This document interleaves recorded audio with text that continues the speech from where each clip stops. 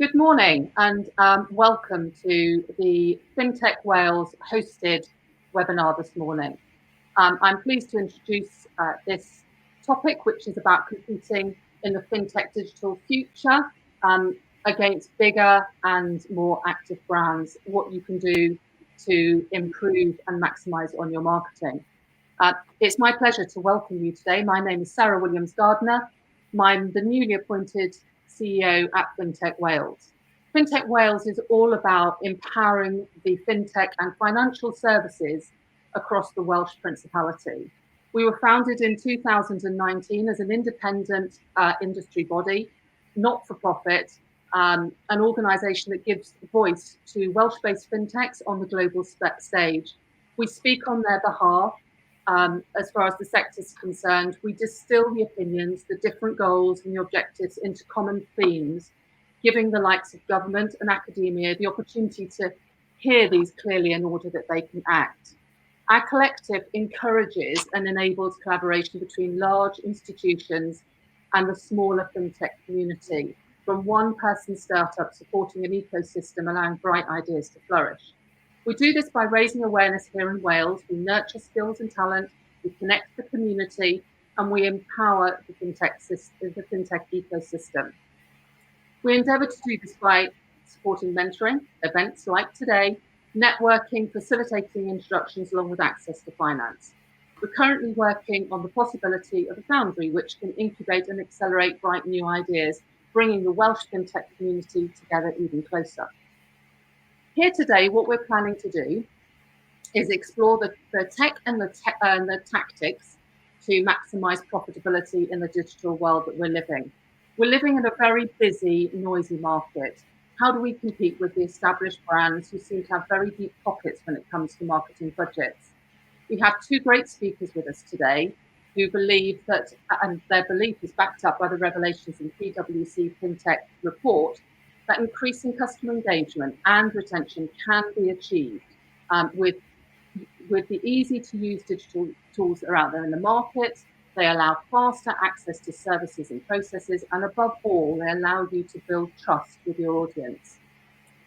Let me take this opportunity to introduce you to our two speakers today. Firstly, we've got Scott Jones, who's the Managing Director and Founding Partner at Illustrate Digital. Welcome, Scott. Nice to have you with us. Scott works with the financial services clients, including Hodge Bank down here in Cardiff and Counting Up, one of our smaller FinTechs. He helps them to strategize and design and build their websites and software. He's also a very valued member of my FinTech Wales board, so it's lovely to have you here, Scott. And he's a frequent speaker on the world stage as a representative for the World Press Organisation. We've also got with us today Rachel Murray. Welcome, Rachel. Lovely to have you here with us. Rachel's the head of partnerships at Fountain. She's very passionate at driving the bottom line for business owners, something I personally like, that focus on return on investment. She loves measurable results and she's very goals-based, and this has led her to working with many top brands. So we're very lucky to have both of these speakers with us today. Firstly, I'm going to hand over to Rachel, who will take us through her presentation. Just before I do that, we're aiming to take questions at the end of the session. So I would encourage you to pop them in the chat and we'll try and collate them as we go through. But let me hand you over to Rachel, who will share her insights. Thank you, Sarah. Lovely to see so many of you today. Challenger FinTech brands are on the rise and competition is rife. They're offering new, intelligent solutions and a seamless digital experience. In response, established financial institutions are pouring endless resource into customer acquisition and retention. Both parties are regularly having to rethink their digital strategies to compete in this evolving market. I'm going to spend the next 20 minutes sharing with you all the latest strategies and tactics that work well for our innovative challenger brand clients. This webinar is for seasoned marketeers, which I know a lot of you are, but also for those of you who are starting out on your journey. Now, I want to give you guys food for thought around short and long-term ideas for strategy and growth. So let's kick off by going back to basics. The biggest mistake in marketing is focusing on activities, not outcomes. And the most successful marketing campaigns begin with the end in mind. Now, too often we hear about marketing teams setting new, shiny campaigns live without any forecasting about what the results are likely to be. Digital marketing should be a forecasting spreadsheet exercise, taking you away from the traditional madmen model to mathmen. Not only does this forecasting process reduce risk, it also identifies investment levels and upside opportunities. Now, if you're going for investment, having a detailed spreadsheet with accurate digital forecasts in it will allow your investors to see that your online growth targets are achievable over time. During this process, you need to establish your 3 most important numbers. What's your cost per acquisition? What are you willing to pay to acquire a new customer? Consider this in terms of customer lifetime value. What are your costs per clicks? Paid platforms will give you an indication of this, and it's also worth looking at competitor research software such as SEMrush or SpyFu to see how aggressively your competitors are bidding. And finally, what's the conversion rate required on site to ensure your campaigns are profitable? So just a really easy example here. If the cost per acquisition is £40 and your CPC's average is, say, around £2, then the conversion rate required is 5%. Easy. You then need to go through each channel or activity and see which channels are viable with these figures in mind. Now, if the numbers aren't working, it's either because your CPCs are too high or your cost per acquisition is too low. And this allows you to see where the problem is in the funnel. Now, once these 3 numbers are established, you obviously need to set your sales targets and budget.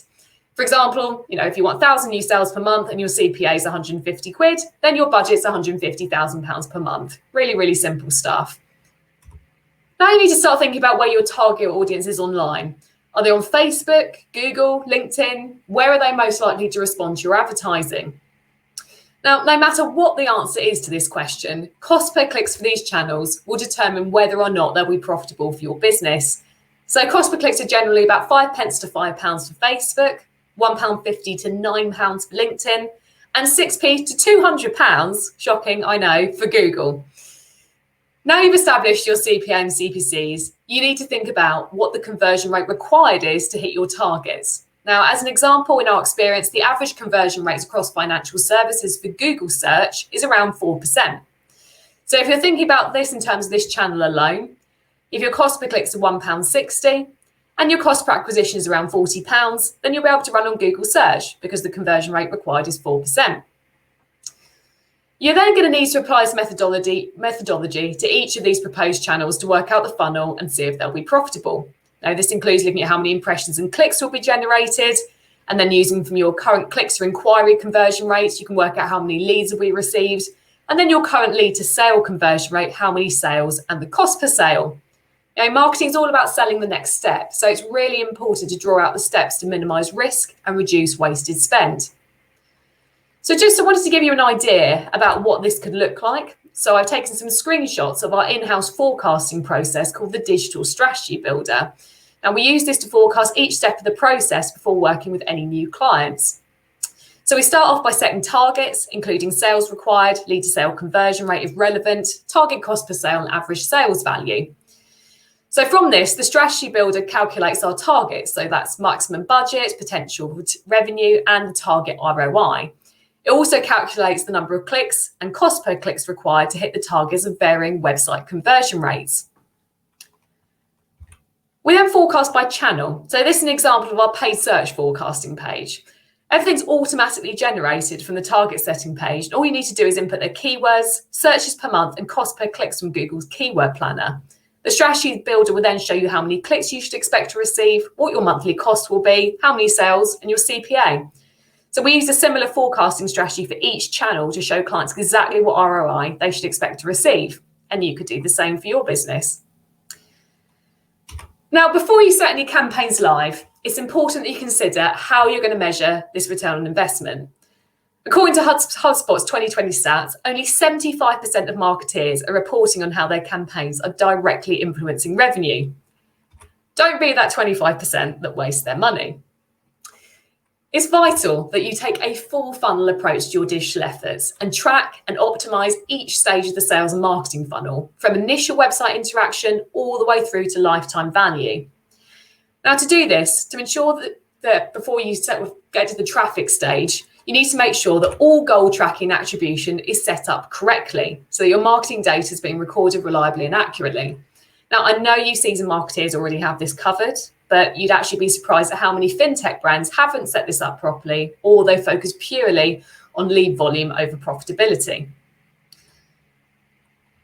There are two vital things that you need to do to set up tracking correctly.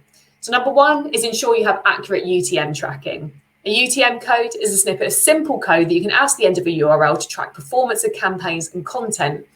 Most advertising platforms will give you the option to add dynamic tracking templates to avoid manual input, which is good because that would take you a very long time otherwise.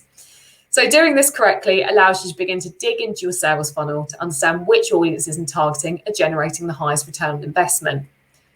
And then secondly, you need to collect the unique ad identifiers for offline conversion data.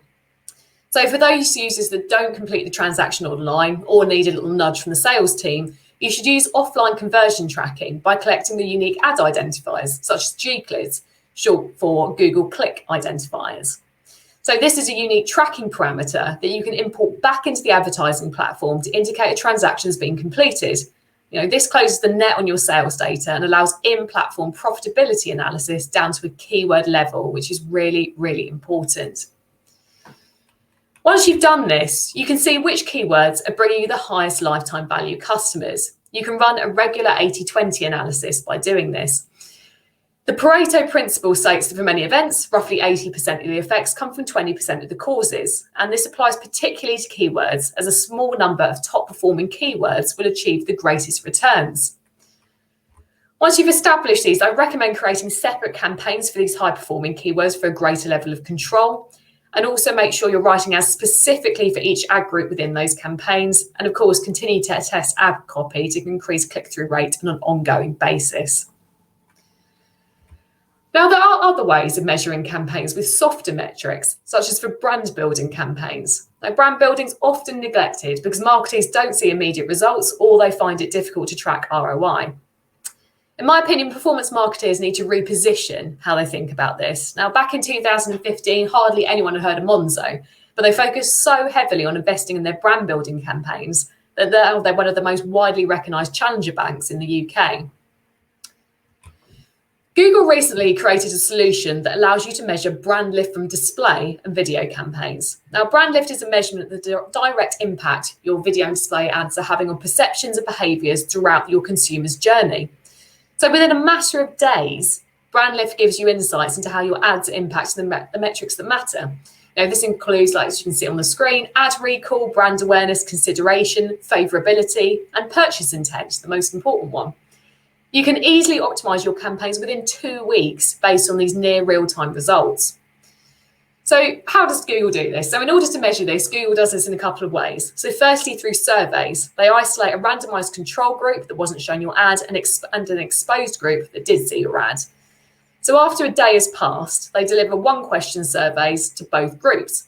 So since the only difference between the two is one saw your ad and one didn't, they can accurately determine the lift attributed to your campaigns. Brand lift will also measure the impact your campaigns have on creating interest in your brand by using organic search data from both Google and YouTube. Now, quite similar to surveys, they randomly pick a group that saw your ad and one that didn't. Then they compare the organic search behaviour of both groups, looking at how they search for keywords related to your brand. The different searches can then be attributed to your efforts. The responses are then gathered and computed as early as 2 weeks into a campaign, like I said before. And finally, the performance marketeers can start to show some fast, measurable results from display and video like never before. So if you take an example of a YouTube campaign, just to give you an idea of what you'll be able to find out, you're going to be able to determine elements such as, do people recall watching my ad? Are target customers more favourably aligned with my brand's identity? And most importantly, are customers intending to purchase my product or service? You can still measure and see uplifts in the primary and secondary KPIs listed here, such as lead and sales volume increase over time or website traffic increase. You're likely to see an uplift in this, say, over a 6-month period, in my experience, whereas the brand lift results can fulfill the need for short-term results. Okay, so you forecast a return on investment from your campaigns and you're geared up to track them effectively. It's now time to focus on your customer experience. Of course, as you all know, there's no point spending your budget on advertising if you're offering a poor customer experience when users land on your website. As we all know, as challenger brands grow, scaling the superior customer experience that attracted their customers in the first place isn't always easy. The stakes are high when it comes to providing excellent service amid growth because consumers know they can go elsewhere. You need to be able to respond to the data gleaned from customers' interactions rapidly, identifying the breaks in the customer journey and then addressing them as quickly as possible before they turn into a major problem. Now, one way to do this is through conversion rate optimization. This is a no media spend strategy that's guaranteed to increase revenue over time if it's implemented correctly. Again, I assume most of you in this space are already doing this, but a quick outline of our approach for you. Now, firstly, we review the current user behavior on the website and Google Analytics and your existing tracking platforms, as well as putting user recording software on the site. Now, I say Hotjar is easily the best tool for this, but you can use others such as SessionCam, for example. We use Hotjar's recording data, heat maps and surveys to see where the users are going, what they're having trouble with, if they're missing key bits of information, and most importantly, why they're not converting. Now, using this data, we create bespoke testing roadmaps, which highlights test ideas that aim to improve user experience and increase goal completions. And finally, we A/B split test using software such as Visual Website Optimizer or Google Optimize to increase conversion on an ongoing basis. Now, one of the issues you might be identifying during your analysis is that your requirement to gather all the necessary user information via extensive website forms is causing users to drop out of the funnel. So just an example of a story, like we had a client who had a great back-end piece of software that reduced admin time for IFAs, but on the front end of the website, they sought to gather as much user information as possible, which led to a large amount of drop-offs. In my opinion, the form almost seemed like it was never going to end. There's a balance to be struck between hitting the conversion rate target you need and gathering enough user information. If you need to keep the extensive form, the key is to making it as fast and easy to use as possible. Let the users know how long it's going to take, keep the technical jargon to a minimum, limit the questions on each page, and of course, tell the users how many steps in the process are left. Conversion boosts could come as something as simple as taking the phone number requirement off the first page of the form. The less the user has to fill in and the less commitment they feel during the initial form stage, the better. Another point where users often drop off the stages are around compliance. Now, compliance alone isn't enough to sustain and grow a business. And if compliance tops everything else, you run the risk of losing your customers in a web of complex, albeit compliant, processes. We regularly see a user's journey being interrupted with a complex list of rules, caveats, and exclusions. It's in jargon they don't understand, it's long, it's boring, and so the user journey leaves, especially in the B2C fintech space. Compliance should be bedded into the user journey in plain language, asterisks where relevant, and with clear info links. These info links also help evoke trust in your brand because you're addressing questions and concerns really early on in the process. I'd actually recommend A/B split testing this messaging as often as possible. You'll be able to see which wording evokes a positive reaction and leads to a higher conversion rate. Compliance actually doesn't need to be the enemy here. So compliance tools can actually influence your approach to improving CX. So for example, complaints management systems capture every customer interaction, resulting in information being in a centralized place. So not only does this provide the levels of transparency required for, say, robust compliance, but it furnishes businesses with a unified single view of the customer, which can be used to influence all aspects of your online presence. If you get compliance being integrated into your user journey right, then your website is going to provide useful, relevant information to your customers. Search engines place a huge emphasis on high quality pages. So for example, Google uses page quality ratings to evaluate how well a web page achieves its purpose. And much like financial regulations, websites should be designed to benefit your users, not mislead them. Financial institutions also fall under the Your Money, Your Life page category for Google. So Google defines fintech websites as those that can impact the future happiness, health, financial stability, or safety of users. And therefore, Google has a very high standard for these pages. However, if your dropout funnel percentage is still higher than you'd like, or your business model doesn't allow you to change your current processes, I recommend using remarketing to mop up any users who have dropped out and encourage them to return and complete the process. So with free impressions and clicks as low as 10 pence, remarketing is a really cost-effective channel for maximising conversions and keeping your brand front of mind in a positive way. You can also actually just pay per conversion rather than paying per clicks. So that's guaranteed you're going to get a good return on investment. Remarketing works by creating a list of visitors who have been to a certain page on your website, and this is often to show people ads about the product they're reviewing to encourage them to return and complete an action. It also creates an excellent opportunity to increase the lifetime value of existing customers by moving them from one product funnel to another. Now, this is especially relevant for FinTechs, where the product might become relevant to customers at different stages of their lives. You can do remarketing on multiple platforms, including Google, Twitter, Facebook, LinkedIn, and YouTube. A high conversion rate for these adverts is expected due to the users already being familiar with your brand. So for those of you who have visited Fountain's website, I hope you're interested in what we do, because remarketing ads can follow you for up to a full 540 days, which is obviously a very long time. But fear not, we practice what we preach, which is to regularly change ads to avoid banner blindness and continue to offer users valuable content so your brand stays front of mind in a positive way. So in summary, always establish the 3 most important numbers and forecast first to reduce risk. Take a full funnel approach to marketing and track where your most profitable customers are coming from. Use the Google's brand lift tool that I mentioned to measure results from display and video campaigns. Find a balance between hitting the on-site conversion rate target you need and gathering enough user information. Integrate compliance into your user journey. Use simple jargon and split test that messaging to see which wording leads to an increased conversion rate. And finally, use remarketing to capture users who have dropped out of your conversion funnel.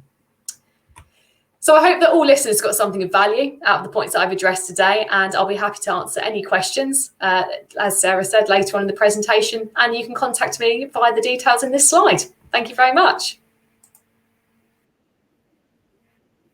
Wow, Rachel, that was fantastic, and some really clear messages there.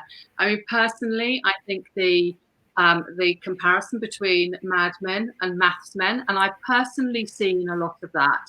We have seen the painful focus on analytics, on data, on return on investment, and I think that came across really clearly in what you were saying. I love the metrics. I'll have to rewatch them to work some of them through, but thank you very much for sharing all of that insight with a huge amount of energy. Let's move on to Scott, putting him on the spot now to be energetic from what I always think looks like his space station office. Scott, thank you very much. And yeah, that's gosh, Rachel, that's difficult to follow, I think, but I'm hoping to sort of follow that on with, okay, people are now at your website, essentially. What do we now get them to do, and what are the things that we need to sort of have nailed down to make sure that we really accelerate the marketing of your fintech brand or financial service brand. So without further ado, so of the top 100,000 websites in the world in terms of traffic, 45% of those use the WordPress platform. I'm not here to sort of I am and I'm not sell the WordPress platform to you to a degree, but I do have a bit of a sort of narrative behind this. So if you narrow it down now to the top 10,000 websites, the figure lifts to 49%, and that's increasing. The closest competitor to the world's most popular content platform is Drupal, and that has got just over, I have completely lost my mouse. There we go. Sorry about that. I've lost everything. There we go. Sorry. So yeah, the closest to the world's biggest competitor is Drupal, with just over 7% of market share, and that's actually teetering on decline. In addition to my role as the managing director of Illustrate Digital, which is the user experience and WordPress development agency for ambitious brands, I'm also involved with the marketing team at WordPress, and I get to see and work on some of the key driving forces behind the success of the world's most popular content management platform, and understand what makes it such a crucial tool for marketers across the world when producing successful web builds and campaigns. This pursuit of knowledge in how to design the best experiences and engineer the most useful functionalities has taken my team all across the UK, Europe, and also America in search of the answer to what is every marketer's desire. We've tested platforms, developed technologies, designed more websites than you could shake a stick at, And it may then be fair to say we know a little bit about content management. But my ultimate question is, what do the majority of the top 100,000 or top 10,000 brands in the world know that we can learn from today? There's got to be a reason that the highest performing websites perform as well as they do, whilst also being a completely free content management system. So we're going to explore the top 15 things that every marketer or every brand needs to have or should benefit from when it comes to their content management platform. So I've promised you the top 15 hits of our time in marketing. So let's get stuck in at number one. Number one is a clear, intentional navigation. And this could be the most obvious of all of my points. But if people arrive at your website, your campaign landing page, and can't find the content or information that interests them, then you've already begun a losing battle. As a marketer, it's your responsibility to plan out your content in advance and understand the routes that your users may want to take to find that content. It's your content platform's responsibility, and equally your web agency's responsibility, to make sure that your navigation is accessible, both on the front end of your website for visitors and in the back end for content managers.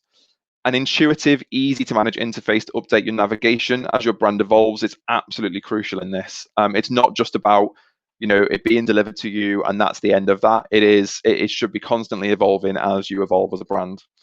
In addition, you should seek even clearer mobile navigation. So on screen here, we've got an example from slightly out of industry example, but one of our clients, Ladybird Education, have a really, really clear mobile navigation. So just to hammer home the first point, but also to draw your attention to different device sizes, you really need to aim for even clearer and more intuitive navigation on smaller devices. And this is where you need to be a little bit more careful, especially if your website houses a lot of content. Don't allow the navigation to go too deep on mobile. That little side menu can get a little bit fiddly when you get 2 or 3 options deep. Number 2 is intuitive horizontal scroll on mobile. And again, just to focus on how someone experiences your content on smaller devices, websites built in 2020 and onwards should really be considering horizontal scroll on mobile devices. What do I actually mean by that? Well, you've definitely visited a website in the past on your mobile phone, and it's felt like a never-ending scrolling experience. And if people have to scroll really far to find your content, especially factoring in short attention spans, you're very likely going to lose them. Organizing the experience by content type is a really good way to give the user more control over whether they explore the content further or continue scrolling to find more of your content. It's a bit of a misnomer that you want to take control for the user, and websites jar against users that actually take the control away from them. And it speaks of mistrust a little bit in some cases. On the flip side, though, handing control to the user, even subconsciously, shows the care you've given toward personalizing their relationship with your site. One example I always go back to on this is Airbnb, and they have a really, really good way of organizing the hundreds of thousands of pieces of content that they've got on their site. So if you're looking for a good example of that, Airbnb is a really top example, and they constantly change and constantly evolve. Number 3 would be content flow. Once you've gotten people to the content that they want to see, what happens next? Well, if we're talking about successful marketing, and obviously we are, one of 2 things is going to happen. Either the website visitor is going to be so engaged in the content that they fill out a contact form, reach out to you or purchase one of your products, or this is more likely, they need to see a little bit more information before they're totally convinced. So let's just look at 2 scenarios really quickly. The first scenario is an e-commerce website selling high-end fashion. Your visitor successfully navigates from menswear to shoes to brown brogues, and from this category, they're able to open a product that they likely like the look of. Is the journey complete? The chances are no. The first product they've looked at isn't the product they will actually buy, at least not straight away. So you show them other brown brogues they may like to see. They browse through several pairs of shoes before deciding upon one that they like the most, and eventually they purchase your product. So that's quite a familiar scenario that we're all sort of used to, and the example on screen here is John Lewis. So I wanted to give you a bit of a, we like, something we regularly do. Something a little bit more specific in the second scenario is a website offering a range of specialist finance solutions to businesses looking to lend money to buy property. So your visitor navigates to the solution they think is most relevant to them. They engage with your content and are interested in what you can offer. However, they've never heard of you before and they need to build up a little bit of trust. So you show them a range of case studies of other businesses in similar scenarios that have used the solution to purchase a commercial property. They browse through several case studies and decide you are a credible lender before engaging with you by filling out an inquiry form. In both scenarios, in two completely different industries, you've rightly assumed that the customer isn't quite ready to purchase and provided an opportunity for them to continue flowing through your content and find the most relevant channels to that end result. Number 4 would be personalization, and this ties in very nicely with content flow, especially if we're talking about visitors taking the most relevant channels. Personalization allows you to build up a picture of what your website visitors are most interested in and serve the most relevant content back to them. And this is a really, really crucial thing for 2020 and 2021 and beyond. People are tired of seeing the same content over and over again, or just being delivered the same experience, and it's not as relevant to them. So it works because the more relevant the experience, the more relevant your brand appears to each person viewing your website. There are two main ways to deliver personalized content to your audience. Both methods require a little bit of information gathering first before you can really get moving. The first way is to store a cookie in your user's browser, which identifies the types of categories of content that they've been looking at on your site. The more visits they make, the more data builds up and the more personalized the content is going to become for them. The second is a little bit less personal, but uses collective data to understand what your audience prefers, generally speaking. It's also a little bit more complicated, but here's the way we like to do it. So implementing a tool such as Algolia to allow users to search a website, you can collect data on the types of content that people prefer collectively. You're essentially gathering data to prove that people who typically search for retirement mortgages, for example, also search for annuities. And therefore, anyone browsing content related to retirement mortgages should be shown content related to annuities.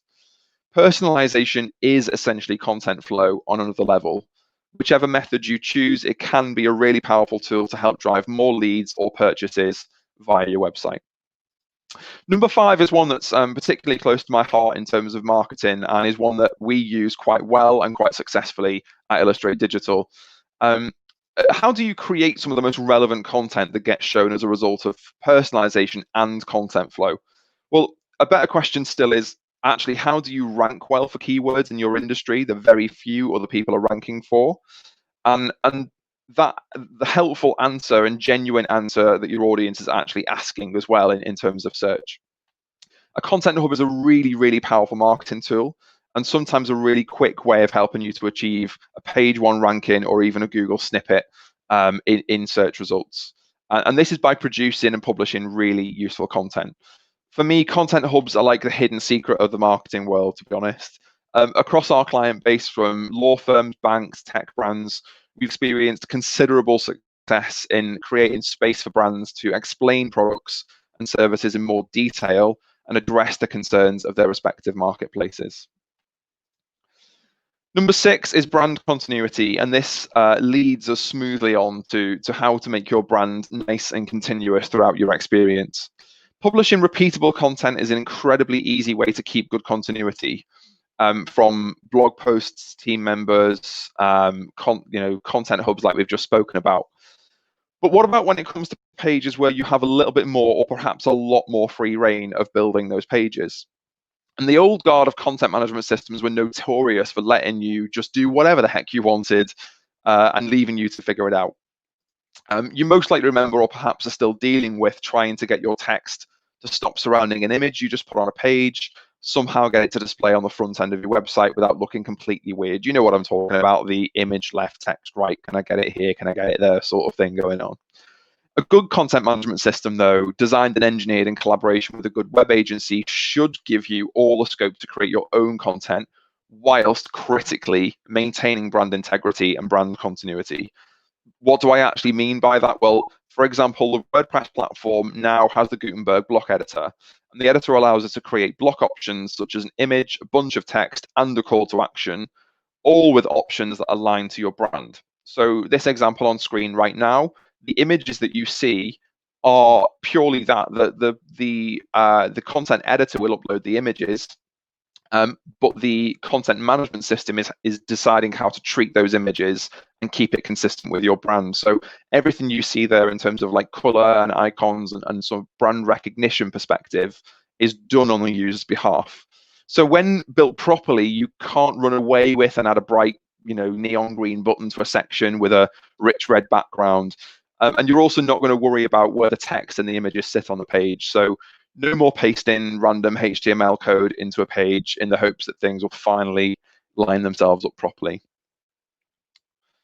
Number 7, flexibility and control over content. Does having content editor with continuity in mind mean that you're gonna, end up with a rigid experience? It really shouldn't mean that. And likewise, the most useful kind of CMS shouldn't leave you reliant upon your web agency to change things for you. This may be number 9 on the list, but as far as sort of this talk goes today, I would say it's possibly one of the most important things that you should be looking for in a CMS, especially if you view your web platform as an asset to your brand. Too often, I think I speak to too many marketers and hear things such as, I can't update my navigation, or I need to ask my agency to update their text on the homepage. And these sort of conversations are not the sign of a good content management platform that's implemented well. Power of your content management as a marketer or website owner should really be in your hands. Point number 8 is landing page creation. Along very similar lines, and still talking about the control and flexibility you have with your website, are you able to create your own campaign landing pages? And this goes off the back of what Rachel's just been talking about. If you're currently in the process of planning a website, please make sure you factor in landing pages so that you can get the best out of your marketing campaigns. Doing it well will allow you to create the most relevant content for the campaign you're running. And if creating a PPC ad on Google, for example, that's about a specific service you offer with control over your landing pages, you can ensure the content of the unique page for that campaign aligns perfectly with the content of your advert. Your visitor really should feel like they've landed on the content they were looking for and not on a random landing page of your website. And we see this far too often. It's just landing pages are just the homepage or a random service page. And viewing semi-relevant content will actually drive up your cost per click, and it will drive down the level of engagement with your ads. So use things like conversion rate optimization, the sorts of things that Rachel's just spoken about. Number 9 is a quick one, which is video. And on the subject of landing pages, are you actually using video? Statistics would actually suggest that using video on your website to explain your product or service can increase your conversion rates by 100%. And who wouldn't like to double the amount of inquiries they have on their site? I do have a caveat when it comes to video, though, which is make sure video is controllable and not forced upon your audience. The use of clickable video is much more likely to engage people fully, especially when there's audio to accompany it. But if you try and avoid auto-playing video, and especially auto-playing audio, I've definitely been caught out a few times with my volume on max and a video on a website when I wasn't expecting it to start sort of blasting out an advert. And of course, there's performance-based reasons for not auto-playing video as well, and serving them from a third-party platform. So don't overload your website pages. Number 10 is calls to action. Any good website, in my experience, will feature at least one strong call to action. But websites that seem to perform at a greater level are those with regular opportunities to convert. This might seem like a simple thing. We don't want to shove the same call to action in front of the user repeatedly. The way around this, though, is to ensure that you have a variable design for your call to action in order to just subtly remind the user and give them regular opportunities to convert from someone who's browsing to someone who's actually engaging with you as a brand. A call to action, by the way, doesn't need to be an inquiry. It can be a newsletter or event sign up. It could be a click through to another page, but ultimately it's with the aim of converting them to a paying customer later down the line after several engagements with your brand. Quick one on mobile calls to action as well. A lot of people sort of miss this out, but you can have the opportunity, and you can just see on screen here at the moment, the ability to just place a simple call to action on mobile that can follow the user around and can change depending on the types of content that they're looking at as well. Number 11 is performance, and this might seem like a really simple point to make, but your website has to be one of the highest performing possible to be one of the highest performance in terms of marketing. I'm talking about site speed, of course, and we've already talked a little bit about attention spans earlier on, particularly on mobile devices. Google has put a lot of effort into making sure that developers and marketers alike respect the experience that someone has when using your website. A lot of it comes down to how quickly your content is served to users on a device. And Google PageSpeed Insights is one of the tools that we use at Illustrate, as well as the Google Lighthouse report, which essentially uses the same algorithm, the same tool, and decides, basically shows how Google ranks your website and rates it from a performance perspective. We know that it's a ranking factor for Google, but the world's biggest search engine, in our experience, it actually prioritizes experience of the user and whatever is best for the user. And performance definitely plays into that. Number 12 is on-site SEO. From your content management system, we talked earlier on about the power being in your hands from a content perspective, and it's equally as important for your level of control over your search engine optimization from within your content management platform. Granted, there are a lot of external tools to both feed into and monitor your SEO performance, but nothing quite influences your content like the platform that it's hosted on. And the most used and perhaps most well-known on-site SEO tool in the world is Yoast SEO. Unsurprisingly, it's also the most installed plugin in the entire WordPress ecosystem, and it's our recommended go-to tool for ensuring that on a page-by-page basis, your content is built to perform. There are a few absolutely crucial things that I would say you need from your on-site SEO tool, and these are influence over page titles, page descriptions, the ability to change your images shown on social media posts on a platform and page-by-page basis, and a simple way to benchmark your content against keywords for that page. Finally, the last thing I would say is benchmarking the readability of your content to make sure it benefits as a wider audience as possible. And this is also built into Yoast SEO. In fact, everything I've said there is built into the Yoast SEO tool. Number 13, very quick one, but I would say well-structured URLs are absolutely crucial. And one way to throw your search engine potential completely out of the window is to mess up your URL structure. URLs should follow a natural hierarchy for your content. Subservices should be nestled beneath services and so on. So to phrase it in a different way, if you leave all your website content on the highest level URL, you're actually telling both Google and your website audience that all of your content is as important as other pieces of content. So in other words, without a clear hierarchy, there's no way to properly understand or prioritize what each page of your website is actually for and what it relates to. Almost all good CMS platforms allow you to control the URL structure and create a clear hierarchy. Number 14, and we're coming towards the end now, is a good footer. A very simple one again, but I'm a really big fan. You're probably going to laugh at this, but I'm a really big fan of a good footer. But I think people actually underestimate the footer of a website. As website users, it's actually one of my, and as a website user myself, one of my go-to tools when I'm looking to find something out about a brand. Usually something a little bit obscure, like a data retention policy or information about the leadership team. But when it comes to website footers, to give them a little bit more perspective, I like to refer to them as content assurance.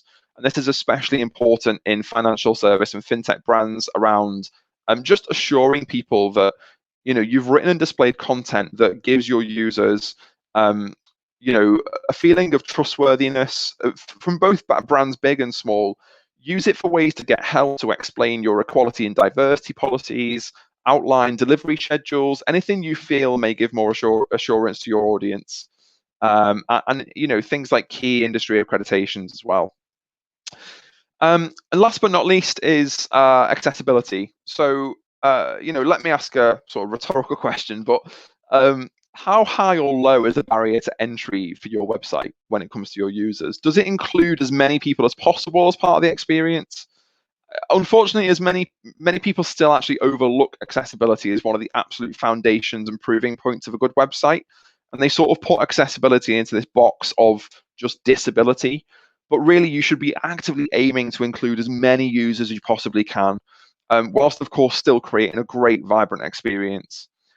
it's often, like I say, seen as sort of the category of disability, but in reality, it's a case of allowing as many different people as possible to access as much of your content as they possibly can, and in turn, actually allowing people to engage with your brand. And of course, it's worth mentioning there's a legal implication to poor website accessibility, and more cases are being brought to courts across the world and in the UK for brands who haven't actively considered accessibility as part of the website testing process. Our recommendation is, at the very least, you should aim to meet AA accessibility standards, and details of those can be found at w3.org. That's pretty much it from me. I'm going to hand back over to Sarah, and I think we've got some Q&As, but obviously if you've got any questions about anything we've talked about here today or anything like that, please reach out to FinTech Wales or reach out to Illustrate Digital, and we'll be more than happy to help with anything CMS content management related. Thank you. Scott, thank you. And it's very reassuring that our website is in very good hands with yourself helping us with that. So thank you. And I couldn't agree with you more. You know, you talked about readability. You talked about putting video on. I completely agree with you. Not one that automatically plays. We've all been in that awful situation where it's blasted out in the wrong circumstances. But you know, Rachel also talked about clear language, using pure English. You know, we are talking about a world that is heavily regulated, and it can be very difficult. But personal experience, and I think I heard it from both of you, and I would encourage anybody who's putting content out, personal experience is when you get a multidisciplinary team together to talk about the end goal, you can often achieve a message that is much more readable in pure English, plain English, than would traditionally have been the case. And I think with the rise of fintechs, we have really seen the style of communicating in this financial world as having changed. And it's not compromising any of the regulation. No one would do that. Financial services is a very serious industry, but we are doing that in a more readable way, using video, or just really netting down to plain English. So there was a combination of loads of stuff there. I certainly have learned a lot. Whilst we've got a very quiet audience, we haven't got some questions in the chat, that gives me the opportunity to ask the questions that I want to ask. So if you're both okay with me doing that, that's what I'd like to do. And Rachel, I'm going to come to you first. And there's 2 or 3 questions in this one statement, but you know, pick them apart and come back to me with your answers. You know, I've heard that there's a minimum budget required for a Google brand lift tool. Is that correct? Yeah, it is correct. So I've been asked this a few times recently. So the minimum amount required depends on what country you're in, but obviously for the UK, you'll need to spend a minimum of around 7.5K across a week in order to gather enough data and qualify for the tool.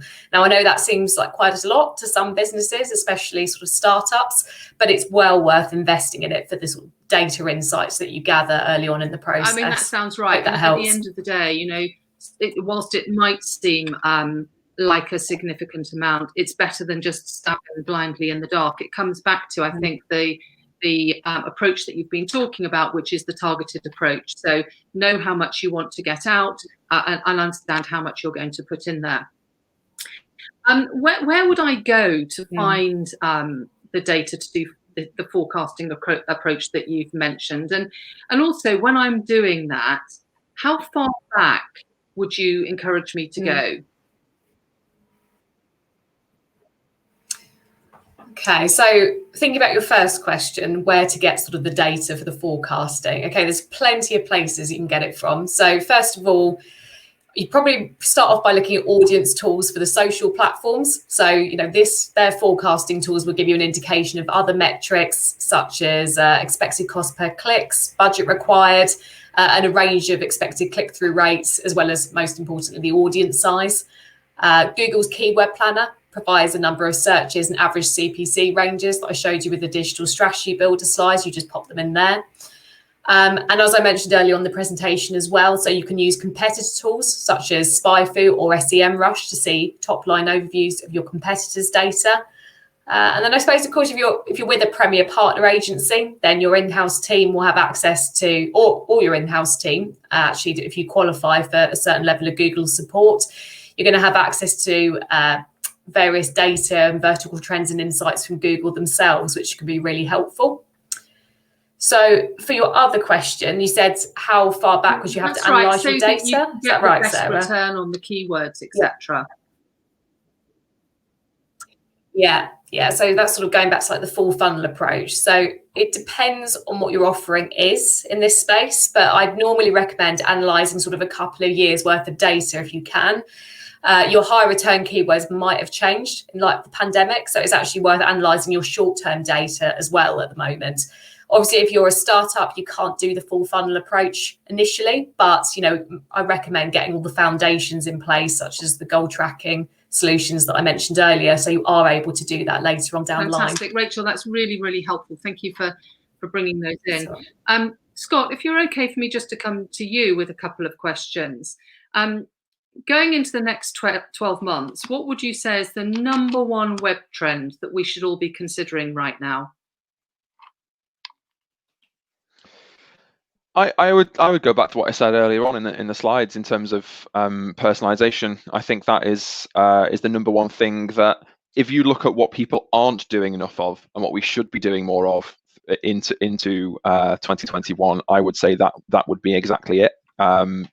You can see it in sort of normal real world scenarios. Anything from sort of your Skybox at home is now serving you ads based on the shopping you do in Tesco, for example, and Channel 4 app on your smart TV is showing you the things that it knows that you like and that you want to watch and you want to see. It's no different from a website perspective, and in fact, it should be even more important in that perspective. We know and recognize it in e-commerce, and that's where we expect to see it. But I think not enough brands, and particularly financial service and fintech brands, have yet applied it really well to their website content. And it's actually a really simple feedback loop and feedback network to sort of get up and running. Scott, thank you very much for that. Now, just let me talk to you about WordPress, and I know you're a big advocate of WordPress, which I not questioning is a great CMS tool. But there are some CTOs out there that have a little bit of resistance to it. What, if any, are the security concerns of using this platform? I absolutely love questions like this because this comes up quite a lot, and something that I do is actually regularly speak on the benefits of the WordPress platform and how to sell it into enterprise brands and that sort of thing. For us, I think proof is in the pudding to some extent. We've got banks and financial service brands running on the WordPress platform, so if we can go through their vetting processes and meet their security standards, then happy days to some extent there. But actually, I think the history of that and where people have got a bit of a question mark over WordPress is purely the broadness of the marketplace that it works in. You can use it from a very, very tiny brand, startup brand, who can use it any way they want to, host it on a really bad platform that doesn't have good security standards, right through to the enterprise brands and the banks. I think because both ends of the spectrum can use what is actually a really simple foundational platform, a lot of the market have not implemented it well. Another part of the market have implemented it really well. There's only really, to be perfectly honest with you, about 8 brands in the UK that I personally would, in terms of agencies, that I personally would trust to actually build something of really high quality security standards in WordPress. So it is a specific thing, but for me, beauty's in the eye of the beholder to some extent there. If you've got an agency that can implement it really well, has really high standards, then security is not an issue whatsoever. If you're using it in a general sense without that specific knowledge, that's when it starts to become a bit of a concern and a bit of an issue. So that would be the difference sort of between high and low security when it comes to the platform. But it's no different. I could say the exact same thing for any CMS platform. Yeah, and as you said, we are seeing this being used in the fintech financial services sector, which has high security requirements, very understandably so, and we're heartened by that as customers of those brands going through those sites. So thank you for that. We're just reaching the hour. So I'm going to take this opportunity to thank both Scott and Rachel for their time this morning. If you're anything like me, I think I'll go back and listen over some of those points that they both made. I think there was a lot of content that was shared today. So thank you very much for that. And also, I'm just going to give a quick shout out to Emily, who's behind the scenes and managing everything for us. So thank you very much for attending. If you want to know anything more about FinTech Wales, please visit our website, follow me on Twitter. Rachel and Scott can also be found through the Fountain website or the Illustrate Digital website. So thank you for joining us, and we're happy to engage with you offline after this event. Thank you.